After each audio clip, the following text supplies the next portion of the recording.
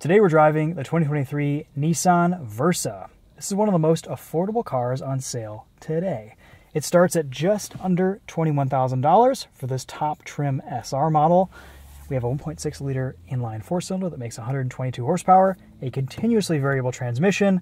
We'll talk some more details here in a minute. Let's start this up, we'll walk you around it, and we'll take it for a drive and give you guys some thoughts on what it's been like to live with this week.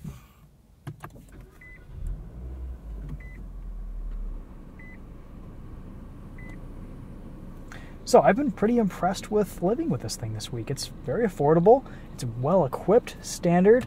You've got Apple CarPlay, Android Auto, wired connection. You've got a parking brake, really nice zero gravity seats from Nissan. It's comfortable. It's got nice interior appointments. This kind of leatherette on the dash looks and feels pretty nice. Flat bottom steering wheel. There are some sporty styling elements to this Versa. Even though it's not necessarily sporty to drive, it makes it kind of a little bit more of an interesting car to look at and experience.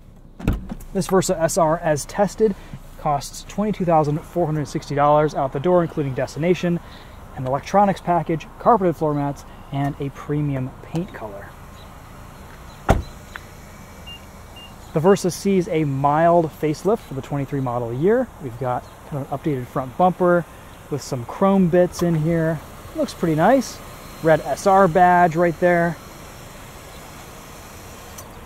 We've got 17-inch alloy wheels wrapped in Continental Conti Pro contact tires, 205 50 R17s. One of my favorite things about these subcompact sedans is just how spacious they are on the inside. Let's check out the trunk.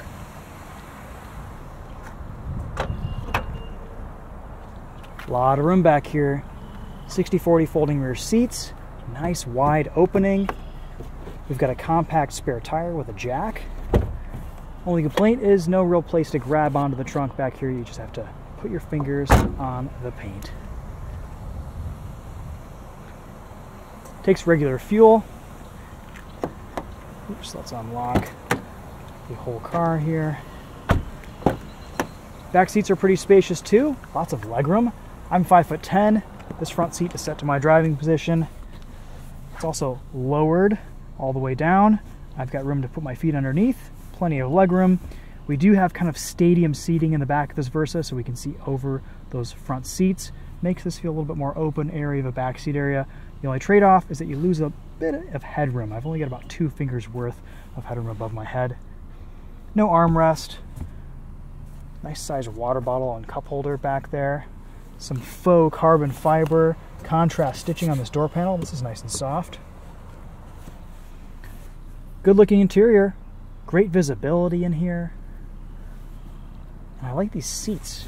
Again, super comfortable, and I kind of like the cloth design on them too.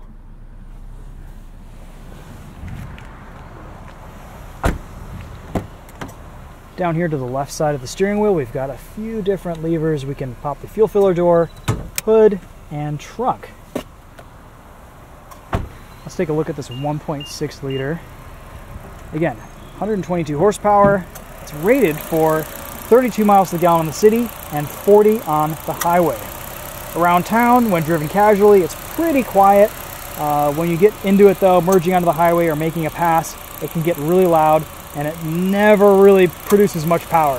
This is a pretty slow car if I'm being honest. Liking the looks of this new front bumper. Let's turn on the headlights, see what those look like.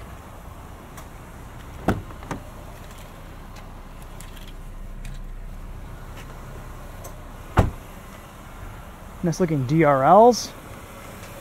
Comes with LEDs in the SR trim.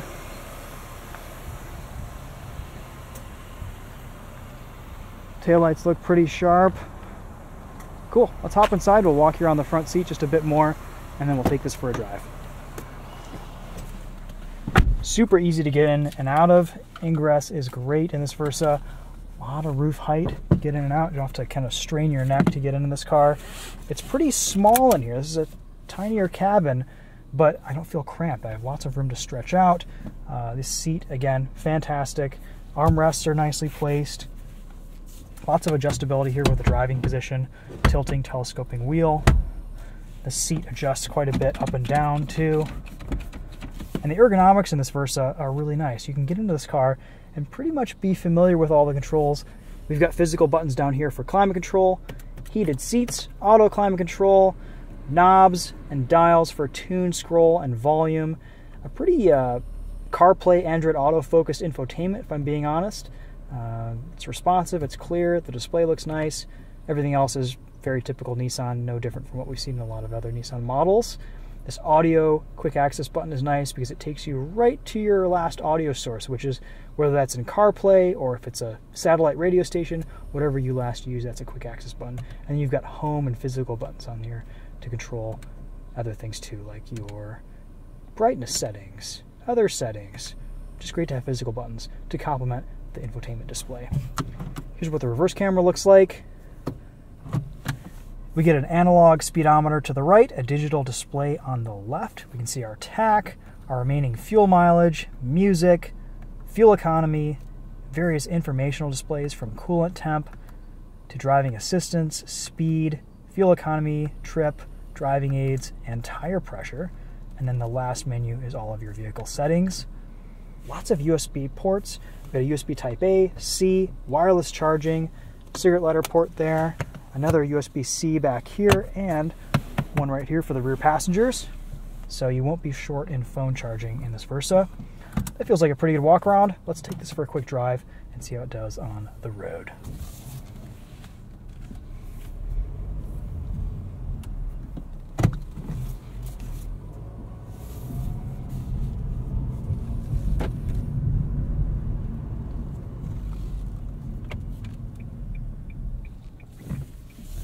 All right, so setting off in this Nissan Versa, we'll see a few simulated gear changes from the CVT.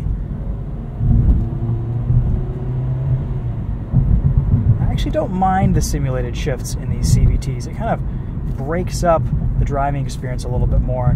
I think it's an improvement upon the drone and constant RPM that we saw with kind of old school CVT models. This is reasonably responsive and quick off the line too. No complaints there.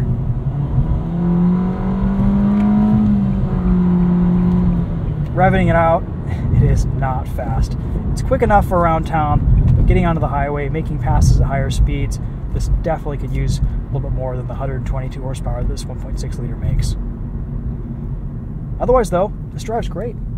Ride's comfortable, soft, quiet on the highway for the class.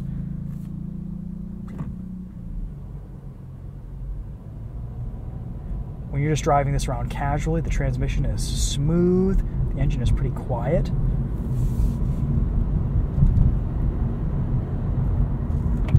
It's not particularly fun to drive, but it feels light, nimble.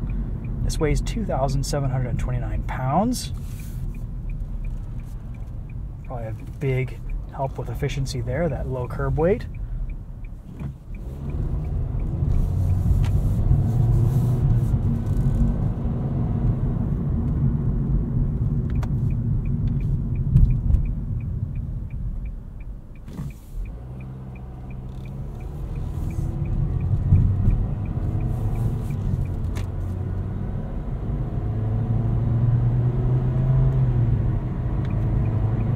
Turn signal's a little bit quiet, sometimes it's difficult to hear over music. Throw a corner at this. It handles about average for something like this in the class. I think the Rio is a little bit more lively, a bit more fun to drive, but this isn't bad.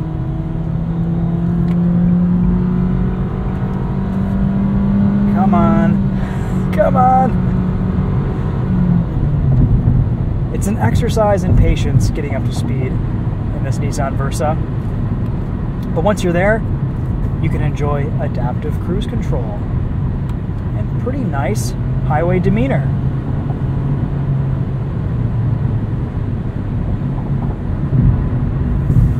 Even the sound system in this Versa is pretty decent. I've been listening to music a lot in this car this week, and it does a pretty good job. It's an unbranded sound system. Don't know how many speakers it has, but we can do a quick sound system test while we're just cruising here on the highway.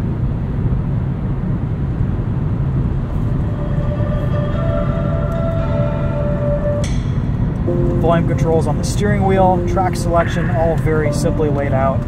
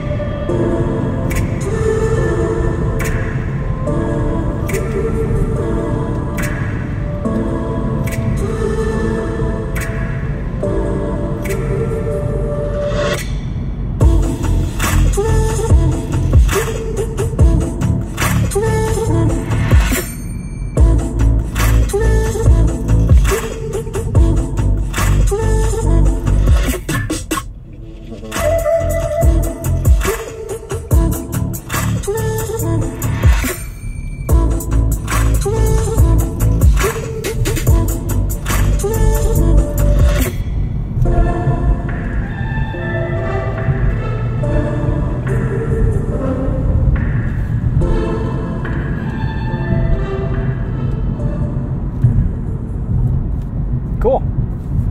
So, some final thoughts on the Nissan Versa. This SR trim is probably the one to get. It comes really well equipped with standard features. It feels pretty nice in here. Much more premium than the price tag would suggest.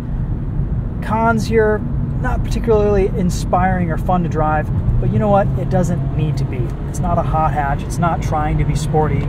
It's just trying to be affordable, efficient, and nice to live with on a daily basis. This is a fantastic A to B commuter car. They do offer a 5-speed manual and the base S trim. I think that comes in around $17,000. So for the economy-minded enthusiast, that might be a pretty good option. Adaptive cruise control seems to work well. You can change your following distance very easily. It follows at a reasonable distance. Let's see how it handles some slower traffic here. And if we merge over, see how quickly it accelerates. It's taking its time. I'm gonna have to intervene here. So we've got a Ford Explorer coming up on us. Gosh, it really takes its time getting up to speed on the highway. I think the major con with this Versa is just the powertrain. Could use a bit more power from this engine. This is definitely one of the slowest cars I've driven all year and in recent memory. But the rest of it is pretty well done. Surprisingly a little wind noise at speed. Rides comfortably. Suspension soaks up bumps nicely. These tires are pretty good at kind of reducing road noise and impacts, and they should be pretty efficient too as a more economical tire.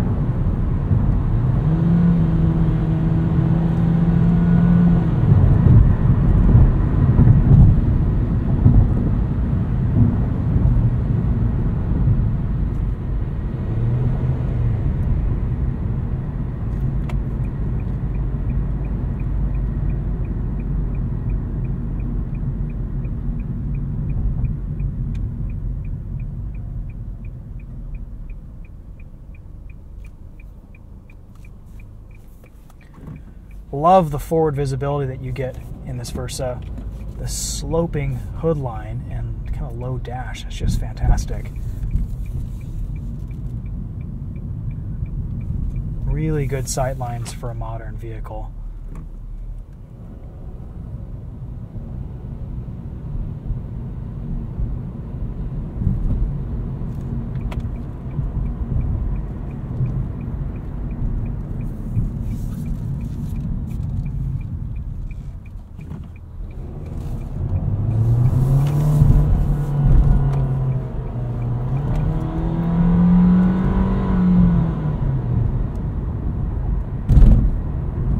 Definitely isn't a car that likes to be hustled.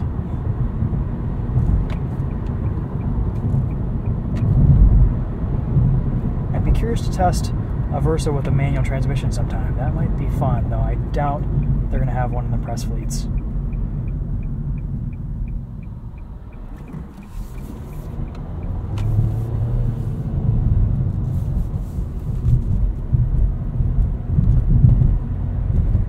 Alright guys, that's going to be a wrap for our video today. Thanks for watching. Let me know if you have any questions in the comments. Overall, pretty decent first impressions on this Versa, this refreshed Versa. It drives well, it's well equipped, pretty affordable. Powertrain's kind of lackluster, but not everyone needs a fast car. Sometimes you just want a nice, efficient, comfortable car, and that's what this does. I think it achieves its purpose pretty well. Cool. Thanks for watching. Stay tuned for some more videos later this week. We'll see you guys in the next one. Take care.